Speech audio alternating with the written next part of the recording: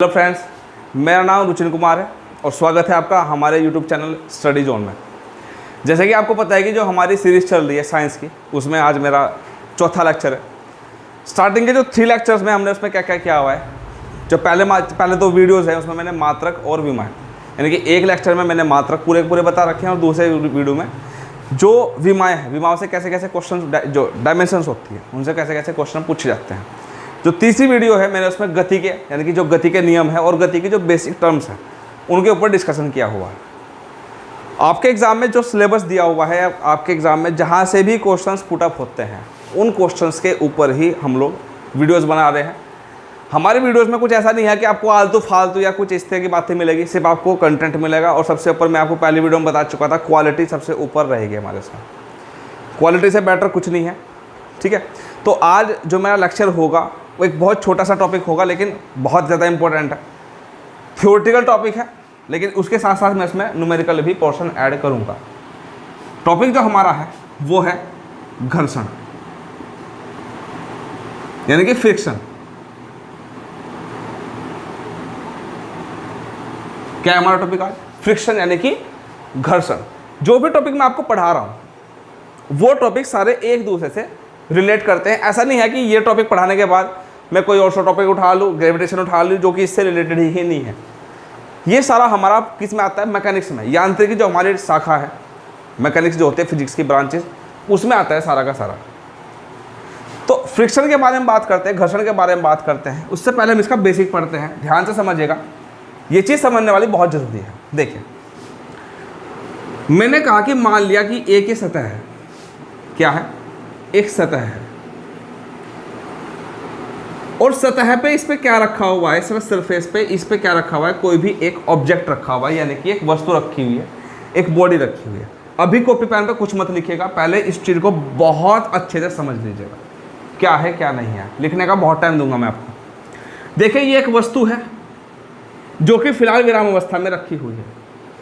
इस वस्तु का क्या होगा? अपना खुद का एक भार होगा, वो होगा mg, जो कहाँ लगेगा? इस पर नीचे की ओर। जैसे मैं खुद हूँ एक वस्तु, मैंने मान लिया कि मैं एक वस्तु हूँ, और जो मेरा वेट होगा वो कहाँ लगेगा? डाउन टू अर्थ, यानी कि नीचे की तरफ लगेगा। अगर कोई वस्तु स्थिर अवस्था में है या गति की अवस्था में है तो हम वहाँ पे बात करते हैं उसके संतुलन के बारे में, संतुलन यानी कि बैलेंसिंग के बारे में, या फिर आपका इक्विलिब्रियम जो हम बोल देते हैं वो उसके बारे में डिस्कशन कर देते हैं।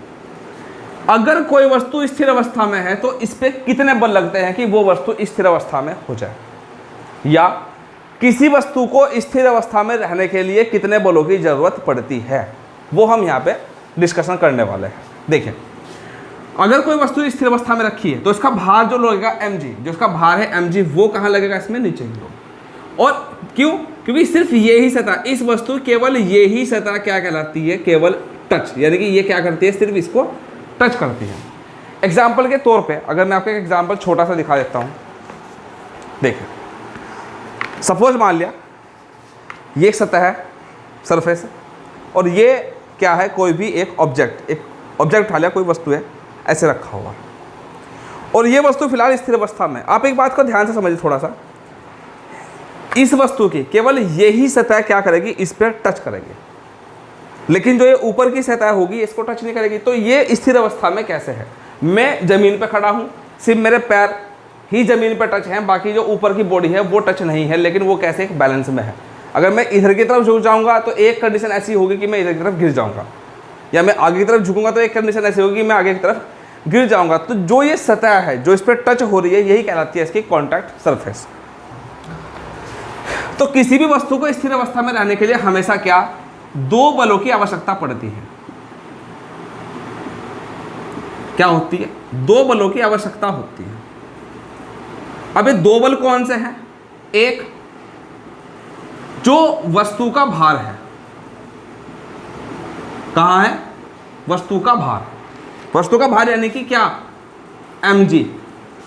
और इसकी जो डायरेक्शन होती है, जो इसकी दिशा होती है, वो कहाँ होती है? इसमें नीचे की ओर। क्या होती है? नीचे की ओर होती है। ठीक है। नंबर 2, जो वस्तु का भार है, पहले तो हो गया वस्तु का भार, दूसरा जो इसका फैक्टर आता है वो आता है इसका प्रतिक्रिया बल। प्रतिक्रिया बल जिसको बोलते हैं हम क्या, आर, यानी कि रिएक्शन फोर्स। और ये जो आर लगता है ये कहाँ लगता है, इसमें ऊपर की ओर लगता है। क्या लगता है, ऊपर की ओर लगता है। यानी कि देखिए mg तो लगता है कहाँ, इसमें नीचे की ओर, लेकिन जो इसका रिएक्शन फोर्स है वो कहाँ लगेगा, इसमें ऊपर की ओर। और अगर ये दोनों आपस में बराबर रहे तो हमारी वस्तु क्या होगी, बिल्कुल बैलेंस होगी। तो एक न्यूमेरिक फॉर्म पे अगर हम देखें कि जो r है और जो mg है, mg की डायरेक्शन कैसी है, अपोजिट, तो माइनस इज इक्वल टू 0। ठीक है सर, ये चीज़ समझ में नहीं आई, कोई बात नहीं। देखिए अगर मैं बलों के संतुलन की अवस्था पढ़ता हूं तो बलों के संतुलन की अवस्था में मुझे क्या चाहिए, क्या, यदि sigma f is equal to कितना हो जाए, 0 हो जाए, यानी कि समस्त बलों का योग कितना हो जाए, 0 हो जाए, जो मैं यहाँ पे लिख रहा हूँ। आ रही बात समझ में, यानी कि सिग्मा f बराबर किसके, 0 के हो जाए, या जो F1 है वो किसके इक्वल हो जाए भाई, F2 के। तो ये जो दो कंडीशन आप लोग देख रहे हैं ये क्या है, हमारे बलों के संतुलन की अवस्था है। यानी कि ये क्या है, बलों के संतुलन की अवस्था, यानी कि sigma F is equal to 0 and या F1 इज इक्वल टू किसके होना चाहिए, F2 के बराबर होना चाहिए। तो समस्त बलों का योग किसके, 0 के। देखिए R कहाँ है, ऊपर की ओर, mg कहाँ है, नीचे की ओर। यानी कि mg की जो डायरेक्शन है वो r से क्या है, अपोजिट है, इसकी वजह से कैसा आता है, माइनस आता है, इज इक्वल टू क्या आता है, 0। तो अगर इसे आगे सोल्व करें तो हमारे पास क्या आ जाएगा कि r बराबर mg। देखिए दोनों ही कंडीशन क्या करती है, बलों के संतुलन की अवस्था को डिनोट करती है, यानी कि F1 is equal to F2। तो ये जो कंडीशन मैं आपको बता रहा हूँ ये क्या है, ये फ्रिक्शन का यानी कि घर्षण का बिल्कुल बेसिक है। आई बात समझ, ये बिल्कुल क्या है, बिल्कुल बेसिक है इसका। तो एक बार मैं रिपीट कर दे रहा हूं मैंने क्या आपको पढ़ा है। देखिए कोई भी वस्तु स्थिर अवस्था में रखी हुई है, अगर कोई वस्तु स्थिर अवस्था में रखी हुई है तो इस पर दो बल लगते हैं। ठीक है, दो बल लगते हैं। क्या, एक वस्तु का भार mg नीचे की ओर, एग्जाम में आते हैं क्वेश्चन भाई, ध्यान रखना है। और दूसरा क्या, प्रतिक्रिया बल r यानी कि ऊपर की ओर। समझ गए, तो इसमें दो बल लगते हैं, mg नीचे की ओर और r इसमें ऊपर की ओर। सही बात है। अब इसके बाद मैंने आपको बताया कि जो बलों के संतुलन की अवस्था है, बलों के संतुलन की अवस्था है, यानी कि sigma F is equal to किसके, 0 के, या फिर क्या हो जाए, F1 बराबर किसके हो जाए, F2 के हो जाए। यानी कि या तो समस्त बलों का योग 0 हो जाए या दोनों बल आपस में कैसे हो जाए, बराबर हो जाए। तो अगर हम ये इस कंडीशन पे अप्लाई करते हैं यहाँ से, तो यानी कि r minus mg is equal to 0 and then r is equal to क्या, mg। तो ये क्या है, ये इस टॉपिक का बिल्कुल बेसिक है, इसमें और कुछ भी नहीं है। ठीक है, आप इसे फटाफट उतार लीजिए, इसके बाद में इसे रफ कर दे रहा हूँ। हमने घर्षण के बारे में एक बेसिक चीज़ बात बताई कि कैसे कोई वस्तु स्थिर अवस्था में रहती है। अब हम घर्षण बल के बारे में बात करते हैं। घर्षण बल क्या होता है, देखिए हमने क्या मान लिया, कोई भी वस्तु है। देखिए मैं आपको थ्योरी के साथ साथ आपको डायग्राम मेथड से जरूर पढ़ाऊंगा। मेथड मतलब क्यों है डायग्राम वाला, क्योंकि डायग्राम से क्या होगा कि आपके जो जितने भी कॉन्सेप्ट्स हैं सारे के सारे क्लियर हो जाएंगे, आपको कोई डाउट नहीं रहेगा और ना ही आपको रटना पड़ेगा कि सर हमारे ये चीज़ समझ में नहीं आ पा रही है। ठीक है, प्रैक्टिकली चीज़ सोचें। मैंने क्या कहा कि ये आपके पास एक कोई सतह है, सरफेस है। अगर मैं ये एक सतह मान लेता हूँ ऐसे, और एक वस्तु या ऑब्जेक्ट जो है मेरे पास यहाँ पे ये रखा हुआ है। ठीक है, ये ऑब्जेक्ट मेरे पास यहाँ पे ये रखा हुआ है। मैंने भी आपको प्रैक्टिकल बताया था कि एक बोर्ड है, एक मेरे हाथ पे ऐसे रखा हुआ है, तो जो इसकी नीचे की सतह होगी, ये वाली जो सतह होगी यही केवल इस सतह को टच करेगी जो हमारे पास सरफेस है, केवल यही सतह इसको टच करेगी। अब जैसे ही मैं इस वस्तु पे एक बल लगाऊंगा इधर की तरफ, मैंने कहा कि सपोज मैं इस पे एक F बल लगा रहा हूँ, जैसे ही मैं इस पे इधर की तरफ बल लगाऊंगा तो ये वस्तु जो है तुरंत किस नियम का पालन करेगी, तुरंत ये जड़त्व के नियम का पालन करेगी। कौन से नियम का, जड़त्व के नियम का, यानी कि law of inertia. Law of inertia का पालन करेगी और अपनी अवस्था में होने वाले परिवर्तन का विरोध करेगी। लेकिन चूंकि हमें इस वस्तु को विस्थापित करना है, तो जैसे ही हम इस वस्तु पे इधर की तरफ बल लगाते हैं तो ये वस्तु इधर की तरफ गति करना प्रारंभ कर देती है और ये वस्तु यहां से विस्थापित होकर यहां की तरफ आती है, आ जाती है यहाँ। ये इसकी पोजीशन A है और ये इसकी पोजीशन B है। तो जब वस्तु यहाँ पे थी और ये यहाँ पे आ गई, तो जो हमारा बल था, जो हमने सपोज स्टार्टिंग में 10 न्यूटन का बल लगाया, तो हो सकता था ये वस्तु विस्थापित नहीं, लेकिन जैसे ही मैंने 15 न्यूटन का बल लगाया ये तुरंत वस्तु विस्थापित हो गई, यहाँ पे पहुँच गई। लेकिन अगर ये सतह, जो ये सतह हमारे पास है, इसका भी बहुत ज़्यादा इम्पोर्टेंट रोल है, इसका भी बहुत ज़्यादा इम्पोर्टेंट रोल है। कैसे? अगर ये एक सतह मैंने मान ली और ये एक बक्सा मान लिया जो कि भरा हुआ है, ये एक बक्सा मैंने मान लिया जो कि किसी चीज़ से भरा हुआ है। अब इस बक्से को मेरे को यहाँ से लेके यहाँ तक विस्थापित करना है, तो जाहिर सी बात है मुझे इस पर बल लगाना पड़ेगा, बल लगाना पड़ेगा। देखिए कॉन्सेप्ट समझिए इस चीज़ का, कॉन्सेप्ट बहुत जरूरी है इस चीज़ के। जैसे ही मैं इधर की तरफ इसमें बल लगाऊंगा तो इसकी जो सतह होगी ये इस पर क्या करेगी, स्लाइड करेगी, स्लाइड करेगी, और ये सतह जो होगी इस वस्तु की सतह पे एक बल लगाएगी जो इसकी गति का विरोध करेगी, और इसी बल को हम क्या बोल लेंगे, घर्षण बल बोल लेंगे। क्या बोल लेंगे, घर्षण बल बोल देंगे, यानी कि फ्रिक्शन फोर्स। क्या बोल देंगे, फ्रिक्शन फोर्स बोल देंगे, यानी कि घर्षण बल। तो कहने का मतलब यहां पे ये है, कहने का सीधा तात्पर्य ये है कि घर्षण क्या होता है, घर्षण वह क्रिया होती है जो दो वस्तुओं की सतहों के बीच में कार्य करता है। यानी कि जब एक सतह या एक वस्तु की सतह दूसरी वस्तु की सतह के ऊपर फिसलती है, कुछ भी करती है, स्लाइड करती है, तो इनकी सतहों के बीच में जो भी क्रिया होगी वो घर्षण कहलाएगा, और एक बल उत्पन्न होगा इस सतह की वजह से इस वस्तु के ऊपर, जो क्या करेगा, इस वस्तु की गति का विरोध करेगा, और उसी बल को हम क्या बोल लेंगे, यहाँ पे घर्षण बल बोल लेंगे। तो कहने का मतलब यहाँ पे ये है कि जो घर्षण बल की दिशा होगी, ये बात को ध्यान से समझे, इसकी डायरेक्शन क्या होती है, इसकी डायरेक्शन क्या होती है कि जो वस्तु, यानी कि घर्षण बल की अगर हम दिशा की बात करते हैं, डायरेक्शन की बात करते हैं हम यहाँ पे, तो डायरेक्शन क्या होगी, डायरेक्शन होगी कि लगाए गए, डायरेक्शन क्या होगी, लगाए गए बल के या बल की विपरीत दिशा होगी, बल की विपरीत दिशा होगी। ठीक है, अगर मैं वस्तु पे, यानी कि अगर ये सतह रखी, ये सतह थी और ये वस्तु ऐसे रखी हुई थी, और अगर मैं इस पे इधर की तरफ एक बल लगा रहा हूं, तो जो घर्षण बल होगा जो इसकी सतह के बीच में लगेगा वो इस पे इधर की तरफ एक कार्य करेगा, यानी कि इसे मैं मान सकता हूं F डैश। यानी कि जो घर्षण बल की दिशा होगी वो क्या होगी, लगाए गए बल की विपरीत दिशा में होगी। तो ये था हमारा घर्षण बल। अब हम बात करेंगे इसके बाद घर्षण के प्रकार कितने होते हैं, कितने प्रकार का घर्षण होता है, उसके बाद इसके न्यूमेरिक सिस्टम पे चलते हैं। तो फटाफट इसको नोट आउट कर लीजिएगा सर। हमने ये क्या किया था, इसमें अपना बेसिक कर लिया कि घर्षण क्या होता है, घर्षण बल क्या होता है। अब हम बात करते हैं घर्षण बल के प्रकार के बारे में।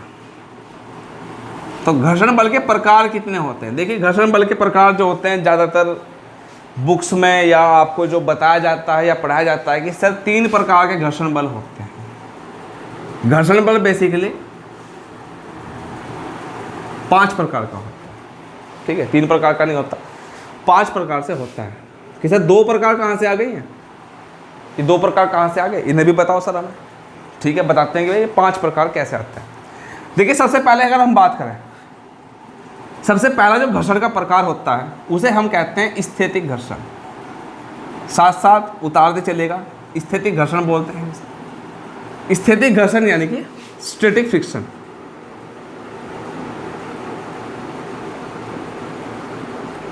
स्टैटिक फ्रिक्शन, ठीक है। स्थैतिक बात करते हैं, स्थैतिक घर्षण होता है। पहला कौन सा होता है, स्थैतिक घर्षण।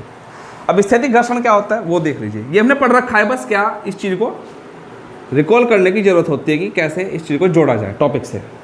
देखिए अगर आपने मेरी पिछली वीडियो देखी थी गति के नियमों की, तो ये वीडियोस आपके बिल्कुल बहुत इजी हो जाएगी। आपके देखते देखते आपके 3 चैप्टर कंप्लीट हो जाएंगे, देखते ही देखते। तो जिस बच्चे ने वो वीडियो नहीं देखी है मेरी पिछली वीडियो, उसे जाके ज़रूर देख ले, क्योंकि उसके बिना ये चीज़ अधूरी है, ठीक है।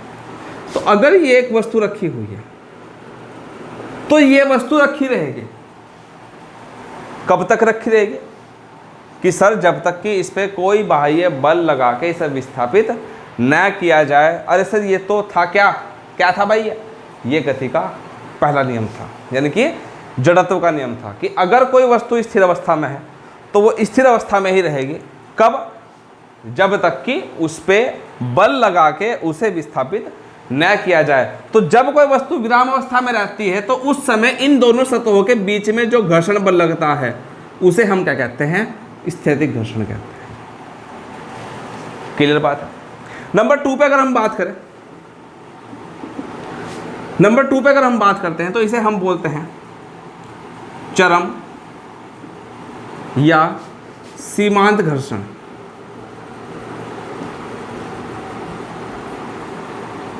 इंग्लिश में बोलते हैं इसे लिमिटिंग फ्रिक्शन। लिमिटिंग फ्रिक्शन यानी कि चरम या सीमांत घर्षण बोल देते हैं। ठीक है, कैसे सर इसको कैसे कहा जाए? देखिए, वस्तु स्थिर अवस्था में रखी है। अब ऐसा तो है नहीं कि सर वो गति में नहीं आएगी, गति में जरूर आएगी, लेकिन उस पर क्या लगाना पड़ेगा? कि बल लगाना पड़ेगा। तो जिस समय अभी मैं आपको एग्जाम्पल दिया था, दोबारा से मैं इसी एग्जाम्पल पे उठाता हूँ। ये वस्तु रखी हुई है ऐसे, मैंने इस पर बल लगाया, मैंने इस पर क्या किया? 5 न्यूटन का बल लगाया इधर की तरफ ऐसे। लेकिन जैसे मैंने इसमें 5 न्यूटन का इधर से बल लगाया तो इसमें कोई भी चेंज नहीं हुआ। 10 का लगाया तो कोई न्यूटन, लेकिन अगर मैंने 20 का लगा दिया यहाँ से विस्थापित हो गई। तो यानी कि क्या? मैंने 5 न्यूटन का बल लगाया, 10 न्यूटन का बल लगाया, तब तक तो ये विस्थापित नहीं हुई। यानी कि उस समय तक इसमें कौन सा घर्षण बल लग रहा है? स्थैतिक घर्षण। लेकिन जैसे ही मैंने 15 न्यूटन का बल लगाया तो इससे क्या होगा? ये विस्थापित होगी। यानी कि 15 न्यूटन का बल का मतलब क्या है? कि ये वो बल है जिसके बाद वस्तु गति की अवस्था में आना स्टार्ट कर देगी। और उसी समय उस कंडीशन को हम क्या बोल लेंगे? सीमांत घर्षण। यानी कि कहा जाए तो क्या कहा जाए कि स्थैतिक घर्षण के स्थैतिक घर्षण के महत्तम मान को, महत्तम मान मतलब कि आपके मैक्सिमम वैल्यू, ठीक है, अधिकतम मान, महत्तम मान को क्या? चरम या फिर क्या कहते हैं भाई? से सीमांत घर्षण कहते हैं। ध्यान से समझिएगा भाई देखो, इससे ज़्यादा इजी लैंग्वेज में, इससे ज़्यादा डिटेल में तुम्हें कोई नहीं बताने का, चाहे तुम किसी भी चैनल से उठा कर देख लो। ठीक है ना? मैं आपको वो चीज़ें बता रहा हूँ जो आपके समझ में नहीं आती है, जो आपको बुक्स में भी नहीं मिलेगी, और आपको मैं इजी लैंग्वेज में बता रहा हूँ। ठीक है, अब ये तो बात होगी इसकी थ्योरी की कि स्थैतिक घर्षण के महत्तम मान को हम कहते हैं सीमांत घर्षण। लेकिन न्यूमेरिक सिस्टम पे क्या रखा जाए? देखिए, स्थैतिक घर्षण को हम कहते हैं Fs से। ठीक है, स्थैतिक घर्षण को हम किससे डिनोट करते हैं? Fs से। जो Fs होता है वो डायरेक्टली प्रोपोर्शनल किसके होता है भाई? जो Fs होता है वो डायरेक्टली प्रोपोर्शनल टू किसके होता है? R मैंने आपको बताया था क्या था? रिएक्शन फोर्स, जो कि वस्तु पे क्या ऊपर की तरफ लगेगा, ऊपर की तरफ लगने वाला बल R। ठीक है, अब ये वैल्यू यहाँ से हटेगी तो एक कांस्टेंट आएगा, तो Fs जो होगा Fs इज इक्वल टू, यहाँ एक कांस्टेंट हटेगा और यहाँ आ जाएगा म्यू एस इंटू R। ठीक है, अब म्यू एस क्या है बता रहा हूं मैं, लिख लो साथ साथ। जहां म्यू एस एक नियतांक है, एक नियतांक है जिसे स्थैतिक घर्षण गुणांक, क्या? स्थैतिक घर्षण गुणांक यानी कि कोफिशिएंट ऑफ स्टैटिक फ्रिक्शन, क्या? Coefficient of static friction. ठीक है, यानी कि स्थैतिक घर्षण गुणांक कहते हैं। ठीक है जी, तो यानी कि मैंने यहाँ पे क्या लिखा कि जो सर एक नियतांक है जैसे गतिक या स्थैतिक घर्षण गुणांक, यानी कि कोफिशिएंट ऑफ स्टैटिक फ्रिक्शन, गतिक घर्षण गुणांक कहते हैं। ठीक है, तो ये 2 टॉपिक हमारे कंप्लीट हो चुके। बाकी इसके बाद जो 3 है इन्हें फटाफट आप नोट आउट करिएगा। इसके बाद में थर्ड पोर्शन जो मैं स्टार्ट कर रहा हूँ वो बात कर रहा हूँ मैं गतिक घर्षण गुणांक पे, तो फटाफट इस चीज़ को उतारेगा। ठीक है, तो 2 हमने बात कर लिए। नंबर 3 पे अगर हम बात करते हैं, नंबर 3 को देखते हैं, इसे क्या बोलते हैं? गतिक घर्षण। ठीक है, गतिक घर्षण देखते हैं, यानी कि काइनेटिक फ्रिक्शन, काइनेटिक फ्रिक्शन देखते हैं क्या होता है गति घर्षण। तो जब जैसे नाम से इंडिकेट हो रहा है गति, तो यानी कि जब कोई वस्तु गति करेगी उस समय जो भी दो वस्तु के बीच में, जब भी दो सतहों के बीच में जो बल लगेगा उसे हम क्या बोल रहे हैं, गति घर्षण बोल रहे हैं। जैसे कि कोई साइकिल चल रही है, कोई बाइक चल रही है, कुछ भी चल रहा है, तो उसके टायरों के और सड़क के बीच में उस समय जब दोनों है, जब क्योंकि एक वस्तु क्या होती है, स्थिर होते हैं, दूसरी वस्तु उसके ऊपर गति करती है, तो उस समय जो घर्षण बल लगता है वो लगता है गति घर्षण बल। ठीक है, तो गति घर्षण में क्या होता है कि किसी वस्तु पर लगने वाला गति घर्षण, गति घर्षण मतलब कि एफ के, वो डायरेक्टली प्रोपोर्शनल टू किसके होता है, वो डायरेक्टली प्रोपोर्शनल टू होता है आर के। ठीक है, डायरेक्टली कहाँ से, ठीक है, तो जो एफ के होता है, यानी कि एफ के मतलब जो गति घर्षण बल होता है वो डायरेक्टली प्रोपोर्शनल टू किसके होता है, आर के होता है। ये हटेगा, कांस्टेंट आएगा, तो यानी कि जो एफ के होता है वो डायरेक्टली यहाँ पे आता है कांस्टेंट म्यू के इंटू आर। ठीक है, ये इसका फॉर्मूला होगा, जहाँ म्यू के एक नियतांक है, क्या है, नियतांक है, जिसे गतिक घर्षण गुणांक, यानी कि कोफिशिएंट ऑफ काइनेटिक फ्रिक्शन, ठीक है, गतिक घर्षण गुणांक कहते हैं। क्या कहते हैं इंग्लिश में, कोफिशिएंट ऑफ काइनेटिक फ्रिक्शन, तो गतिक घर्षण गुणांक कहते हैं। ठीक है, ये तीन हमारे टॉपिक हो चुके हैं। नंबर 4 पे देखते हैं, 4 पे क्या है, नंबर 4 पे, अगर 4 पे हम यहाँ पे देखते हैं तो नंबर 4 पे आता है हमारा, अभी तो कहते हैं सर कि 3 ही पढ़े हुए, चौथा और 5वां पढ़ लो। नंबर 4 पे जो आता है वो आता है हमारा सर्पी घर्षण। सर्पी घर्षण मतलब कि स्लाइडिंग फ्रिक्शन, क्या बोलते हैं इसे, स्लाइडिंग फ्रिक्शन बोलते हैं। स्लाइड करना मतलब कि जब कोई भी सतह एक दूसरी सतह के ऊपर फिसलती है, जैसे कि अगर कोई बक्सा है और मैं इसे अपनी तरफ खींचता हूं, तो बक्सा क्या करेगा, पृथ्वी पे यानी कि जो सतह है उसके ऊपर क्या करेगा, घिसरेगा। तो जब कोई वस्तु किसी वस्तु के ऊपर या किसी सतह के ऊपर,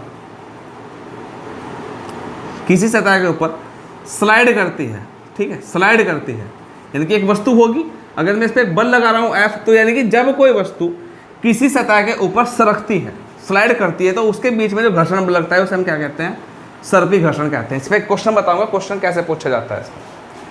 अगर नंबर 5 की बात करें तो 5 पे आता है हमारा लोटनिक घर्षण। लोटनिक घर्षण यानी कि रोलिंग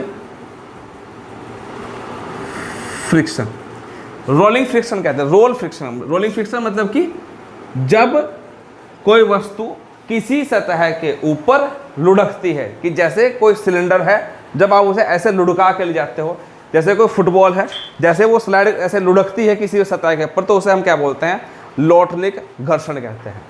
क्वेश्चन कैसे आएगा, अब वो सुनो। क्वेश्चन आता है कि यदि कि किसी सूटकेस के नीचे जो पहिए लगाए जाते हैं, किसी सूटकेस के नीचे जो पहिए लगाए जाते हैं उसका मीनिंग क्या होता है, क्यों लगाए जाते हैं। आपने बक्से देखे होंगे, पहले ऐसे सरकाते थे, घिसाते थे, अब उनके नीचे क्या आगे छोटे छोटे पहिए लगा गए। अपने कूलर का स्टैंड होगा, वो भी आपने ऐसे ही देखा होगा। तो इनके नीचे पहिए लगाने का मतलब क्या होता है कि जो सर्पी घर्षण है, जो सर्पी घर्षण है वो किस में कन्वर्ट हो जाता है, वो रोलिंग यानी कि लोटनिक घर्षण में कन्वर्ट हो जाता है। ये क्वेश्चन ऐसे पूछे जाते हैं भाई, कि किसी सूटकेस में पहिए लगाने का मतलब क्या होता है कि जो आपका स्लाइडिंग फ्रिक्शन है वो किस में कन्वर्ट हो जाता है, आपका रोलिंग फ्रिक्शन में कन्वर्ट हो जाता है, जिसकी वजह से क्या आपको कम से कम बल लगाने की आवश्यकता पड़ती है, जिससे कि ज़्यादा मात्रा में आप वस्तु को खींच सको। आपने कूलर के नीचे स्टैंड में देखा पहिए लगाए जाते हैं, वो ये कि जो कूलर इतना भारी है, इसमें पानी भरा हुआ है, आप उसे ईजिली जो है वो एक स्थान से दूसरे स्थान पर स्लाइड कर सको। क्यों, ताकि क्या होता है कि जो सर्पी घर्षण होता है वो किस में कन्वर्ट हो जाता है, हमारा लोटनिक घर्षण यानी कि स्लाइडिंग किस में, रोलिंग फ्रिक्शन में कन्वर्ट हो जाता है। तो ये आपके क्या थे, ये 5 प्रकार के आपके घर्षण थे।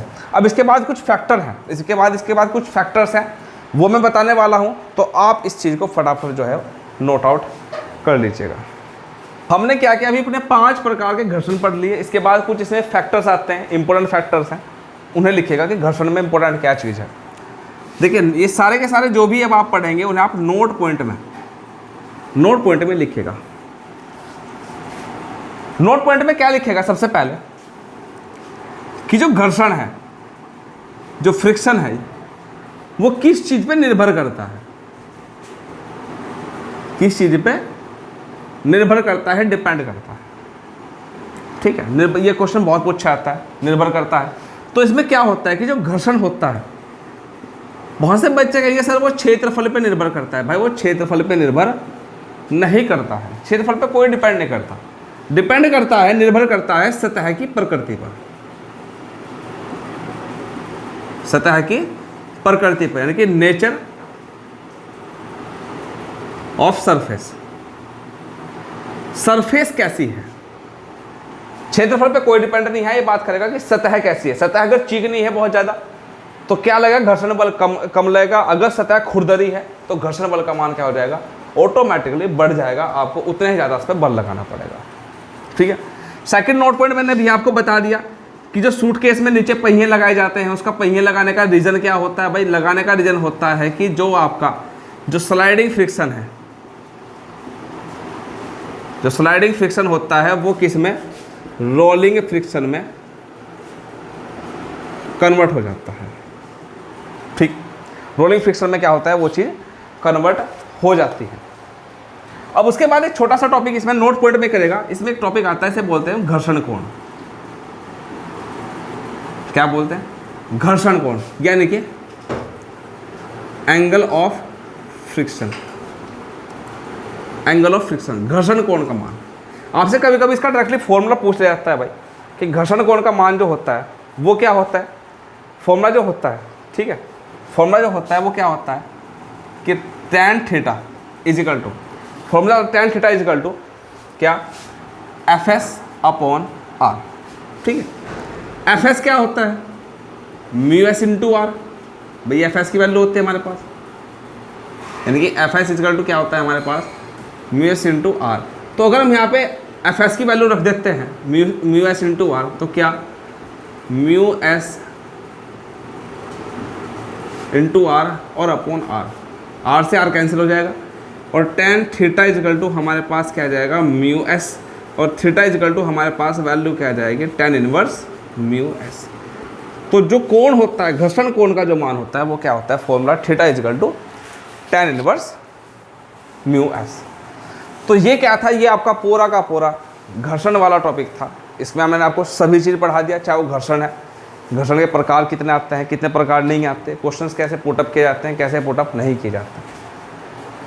इन टॉपिक से आपका क्वेश्चंस बाहर नहीं जाएगा किसी भी हालत में, चाहे पेपर किसी भी लेवल का हो। और आपके एग्ज़ाम की डेट आ गई है। एग्ज़ाम की डेट आपकी 16 जुलाई, जो वन दरोगा है, उत्तराखंड वन दरोगा। इसके बाद जो हमारी क्लासेस स्टार्ट होगी वो होगी केमिस्ट्री के। केमिस्ट्री में आपकी दो या तीन क्लासेस होंगी। सबसे पहले हम जीरो से पढ़ेंगे केमिस्ट्री को भी, बिल्कुल हम जैसे हमने फिजिक्स स्टार्ट किया बिल्कुल जीरो से, ऐसे ही हम क्या करेंगे, केमिस्ट्री को भी बिल्कुल जीरो से ही स्टार्ट करेंगे। एंड देन उसके बाद आपकी क्लासेस होगी बायोलॉजी की, जो बहुत ही ज़्यादा डिमांड में है कि सर बायोलॉजी स्टार्ट करें। बायोलॉजी में हम सबसे ज़्यादा पहले वो चैप्टर स्टार्ट करेंगे जिसमें सबसे ज़्यादा नंबर के पूछे जाते हैं, डिफिकल्ट भी है और बहुत ज़्यादा इंटरेस्टिंग टॉपिक है रिप्रोडक्शन। उसमें से काफ़ी ज़्यादा आता है, बच्चे कंफ्यूज होते हैं कि सर कैसे करें कैसा ना करें, टर्म्स ऐसी आती है। ठीक है, तो अगली जो क्लास होगी वो हमारी केमिस्ट्री की होगी। बायो जो फिजिक्स का मैंने आपको टॉपिक पढ़ाया है, आप इसे बार बार वीडियोस देख के इनमें से पढ़ते रहिएगा, अपने नोट्स बनाइएगा, और हम आपके साथ जो है ऐसे ही जुड़े रहेंगे अपने साइंस के लेक्चर के साथ। वीडियो अच्छी लगी हो तो लाइक करें, शेयर करें और हमारे चैनल को सब्सक्राइब कर दें। Thank you.